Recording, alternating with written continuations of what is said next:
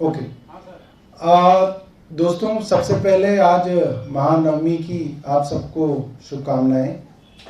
और पता नहीं क्या भारतीय जनता पार्टी को समस्या है कि हर बड़े त्योहार पे ये कोई ऐसा संकट खड़ा करते हैं कि आपको और हमको प्रेस कॉन्फ्रेंस करनी पड़ती है। पिछली बार जन्माष्टमी इन्होंने खराब की, आज जो है नवमी खराब की, बीच में भी कई त्योहारों पे इस तरीके से ये कर रहे हैं।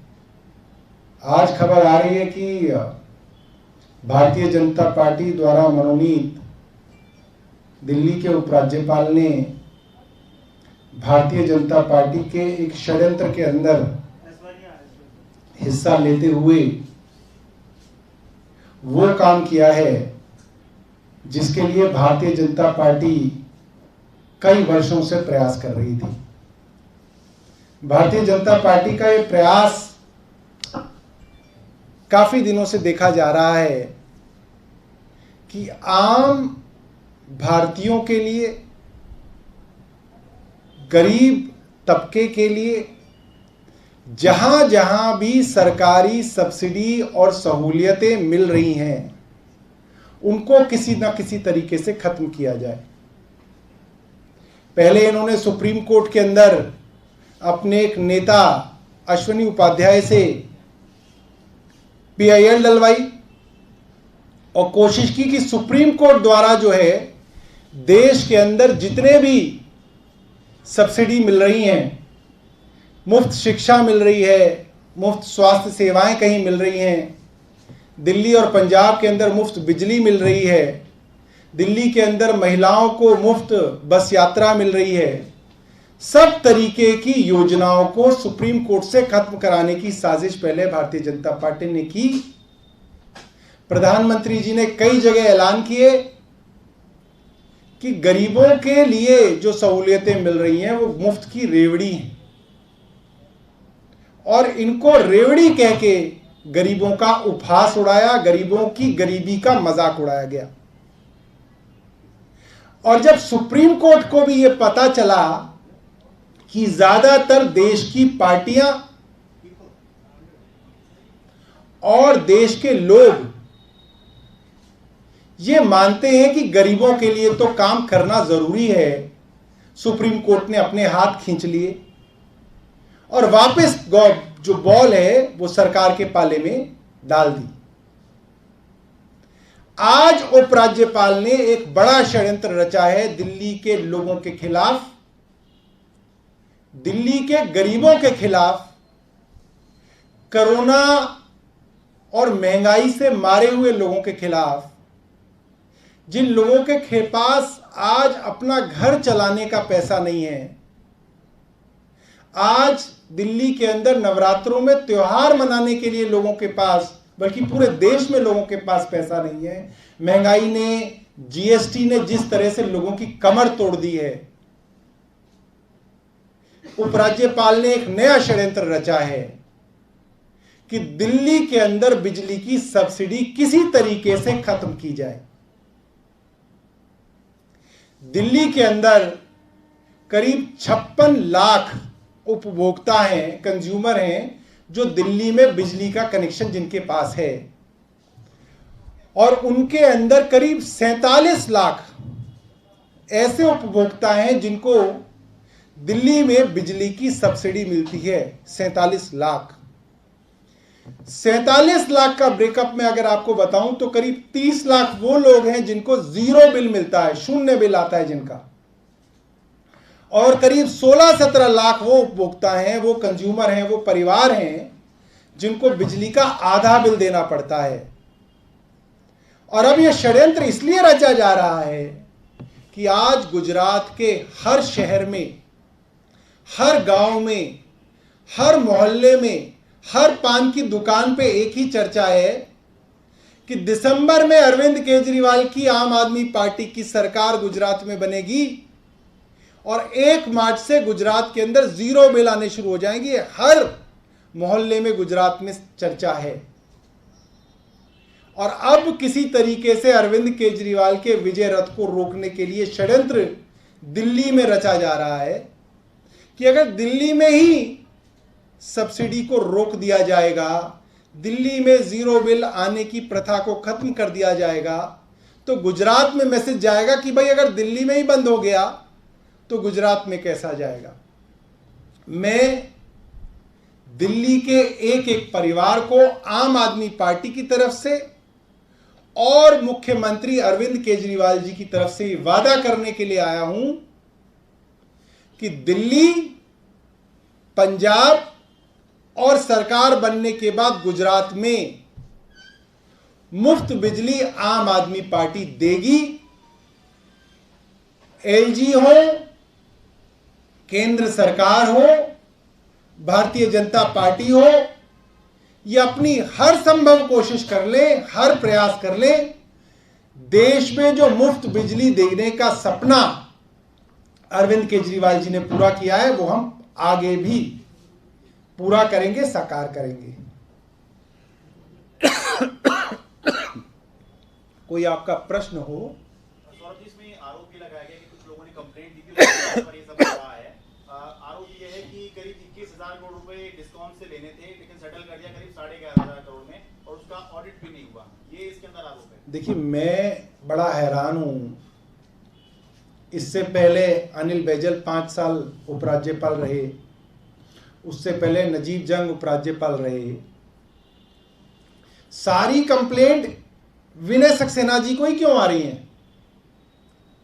मतलब ऐसा क्यों हो रहा है कि हर दूसरे दिन इनके पास एक कंप्लेंट आती है, हर दूसरे दिन ये अपने मुख्य सचिव को, जो एक खुद ही लाए हैं जिसको, उनसे एक इंक्वायरी करने का ड्रामा करते हैं। हालांकि इंक्वायरी रिपोर्ट बनी रखी होगी, पहले इंक्वायरी रिपोर्ट बनती है, फिर कहते हैं यार कंप्लेनेंट तो ढूंढ लो कहीं से, अच्छा इनसे करा लो, अच्छा नहीं तो प्रवेश वर्मा जी को कह दो, अच्छा नहीं तो उनको बुला लो, वो कहाँ गए विदुड़ी जी, उनसे एक कंप्लेंट डलवा लो। 1 पेज की कंप्लेंट होती है, उस पर 5 पेज की चिट्ठी एलजी साहब की होती है, और उसके ऊपर 50 पेज की इंक्वायरी रिपोर्ट बनी रखी होती है। वो लाके कहते हैं कि जी बड़ा बड़ा घोटाला हो गया।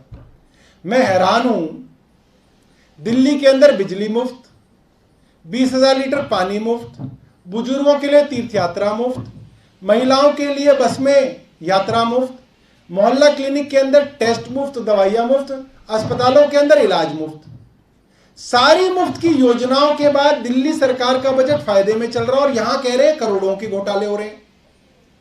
और इनकी उत्तर प्रदेश की सरकार में, मध्य प्रदेश की सरकार में, गुजरात और हरियाणा की सरकार में कुछ मुफ्त नहीं दे रहे, और लाखों रुपए का कर्जा हो रहा है। ये कैसी इकोनॉमिक्स है? यहां सारे घोटाले हो रहे हैं, सब कुछ मुफ्त चल रहा है, बजट फायदे में चल रहा है। वहां सब ईमानदारी से चल रहा है, कोई चीज मुफ्त में नहीं मिल रही, और करोड़ों का जो है कर्जा होता जा रहा है। सिर्फ और सिर्फ अरविंद केजरीवाल की लोकप्रियता से चिढ़कर, घबराकर, ये भारतीय जनता पार्टी का षड्यंत्र है, एक और षड्यंत्र है। स्वागत है जांच का, खूब जांच कर लीजिए, मगर सब्सिडी बंद नहीं होगी, दिल्ली में सब्सिडी जारी रहेगी। सौरभ जी, उसमें ये लिखा है कि डिस्कॉम्स को जो पैसा देना था पावर परचेज एग्रीमेंट के तहत, वो समय पे नहीं दिया गया, उसका लेट पेमेंट है 21,250 करोड़ रुपए, और इस बिना पे सरकार इन कंपनियों को सर्विस देने से रोक सकती थी। आप तो पहले से ही कह रहे थे कि कोई अगर गड़बड़ी होगी तो हम तुरंत बदल देंगे जी। ये तो आपके पास ऑप्शन था कि आप बदल सकते थे कंपनी, अगर कोई लेट पेमेंट के हिसाब से 21,000 करोड़ रुपए का फाइन लगवा रहा है। भाई देखो, मेरे को तो ज़्यादा समझ में नहीं आती। ये एलजी साहब और मुख्य सचिव भी एक दूसरे को चिट्ठियां लिखते रहते हैं, पता नहीं क्या क्या लिखते हैं। हर चीज के अंदर हजारों करोड़ के घोटाले बताते हैं। और मुझे तो इतना पता है कि दिल्ली में हर चीज मुफ्त है, बजट फायदे में है, जनता खुश है, एलजी दुखी है। अब इसमें मैं क्या कर सकता हूं? मुझे तो नहीं समझ में आता क्या कर सकता हूं। और पहले मैं इनकी चिट्ठियां पढ़ता था बड़े ध्यान से, अब मुझे समझ में आ गया कोरी बकवास, ऊपर से नीचे तक कोरी बकवास, अंग्रेजी, सिर्फ और सिर्फ अंग्रेजी, उसके अंदर कुछ नहीं होता।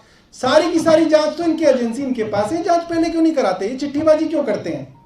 भाई हमें बताने की जरूरत तो नहीं है इन्हें जांच कराने के लिए, ये जांच करा लें सारी की सारी, फिर जिसमें कोई गिरफ्तार हो उसको गिरफ्तार कर लें। ये ड्रामेबाजी क्या है कि आज मेरे पास कंप्लेंट आई, अब मैंने जांच के आदेश दे दिए, अब मुख्य सचिव ने जांच कर ली, अब मैंने सीबीआई को दे दिया। झूठी ड्रामेबाजी, आपका त्योहार खराब, हमारा त्योहार खराब, कोई फायदा नहीं इसका। और कोई सवाल? अरे मुझे नहीं पता है चिट्ठी कौन लिख रहा है, इनकी इतनी सारी चिट्ठियां, और कैसे इनके पास इतना समय है चिट्ठी लिखने का। मेरे पास तो इतनी लोगों के आते हैं सवाल, मैं उनके जवाब नहीं दे पाता, किसी की चिट्ठी का जवाब नहीं देना पड़ता। उपराज्यपाल के पास इतना समय कि रोज चिट्ठी। वो एक फंक्शन में कोई नहीं जा पाए, 3 पेज की चिट्ठी कि जी आप नहीं आए। कमाल हो रखा है। मतलब इतना समय है उपराज्यपाल के पास कि इतनी बड़ी बड़ी चिट्ठियां और उसके अंदर इतनी भारी भारी अंग्रेजी। शशि थरूर को पीछे छोड़ रखा है एलजी साहब ने।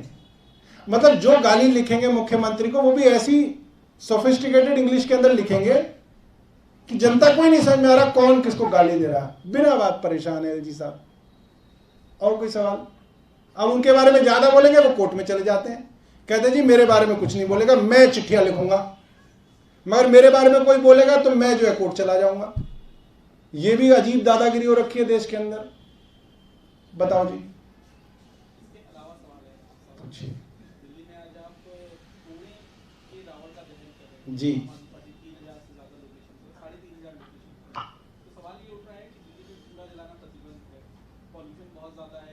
नहीं, कूड़े का रावण नहीं है ये। का जो है ना, मतलब कूड़े से बना रावण नहीं है, कूड़े का रावण। मतलब जो संकेत है उसका, उस रावण के ऊपर लिखा होगा कूड़ा।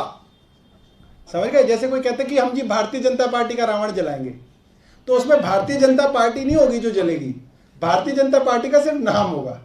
तो कूड़े का रावण जो मैंने भी देखा अंग्रेजी अखबार में, उसमें लिखा होता है गार्बेज रावण। तो वो सुनने में लगता है कि अब इतनी मेहनत कौन करेगा कि इनका कूड़ा इकट्ठा करके उसका रावण बनेगा।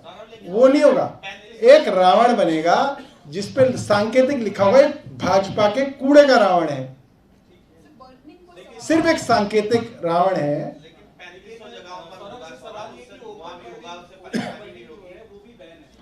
एक सांकेतिक, देखिए क्या है कि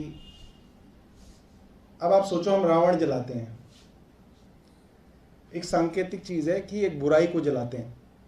मगर आज देखो कि रावण के बारे में आप जितनी भी बुरी से बुरी चीजें सोचो, उनसे आगे तो हमारे भारतीय जनता पार्टी वाले निकल चुके हैं। वैश्यालय खोलते हुए ये पकड़े गए नॉर्थ ईस्ट के नेता, अभी जमानत पे बाहर आए हैं। एक लड़की को वैश्या बनाने के लिए ये उत्तराखंड के नेता पकड़े गए, भारतीय जनता पार्टी के थे।